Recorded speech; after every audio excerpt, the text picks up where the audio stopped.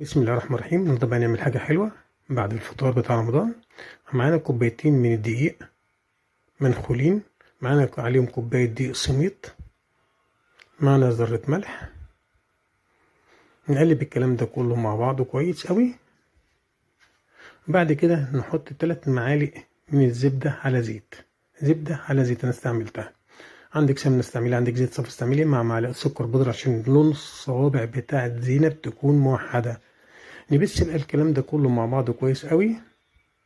نشكل كده العجينة. خلاص العجينة ما متماسكة معايا كده بعد البس.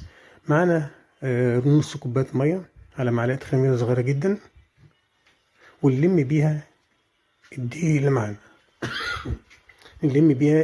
معانا. نلم ما بنعجنش. لمينا كده العجين. طب عايزين نختبر العجينة، ناخد صباع كده زي صباع الكفتة ونلف لف معانا الصباع، يبقى كده تمام أوي، العجينة ناجحة معانا. هنبدأ بقى نشكل الصبع زينة بعد ما ريحت شوية. نبدأ نجيب بقى مبشرة، اللي ما عندوش أي فورمة مبشرة بتطلع شكل جميل جدا. ادي كده نلف الصباع بتاعنا بيطلع بالشكل والجمال والروعة دي. احنا بقى عندنا فورمة خشب، عندكم انتوا أي أسنان مشط ممكن تشكلوا عليها، مش تنظيف. نبدأ بقى نشكل العجينة كلها معانا كلها بالشكل اللي حضراتكم شايفينه ده كده. نعمل واحدة كمان قدام حضراتكم. تمام كده، نعمل الكمية كلها.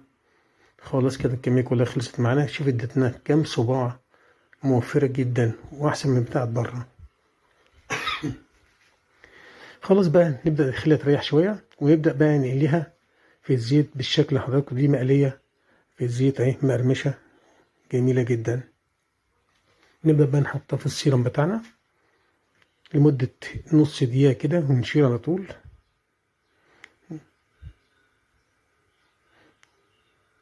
كده صوابع زينب أحلى من بتاعت بره بكتير جدا، مقرمشة هشة لذيذة، طعمها رائع جدا، معمولة قدام حضراتكم، موفرة جدا. ادي الجمال، ادي الروعة، غلفناها بالشكل اللي حضراتكم شايفينه ده. بسم الله ما شاء الله، بسم الله ما شاء الله على الجمال والروعة. صلى اللهم على سيدنا محمد وعلى أهله وصحبه وسلم. وتحياتي لكم، ورمضان كريم عليكم كلكم وعلى حضراتكم.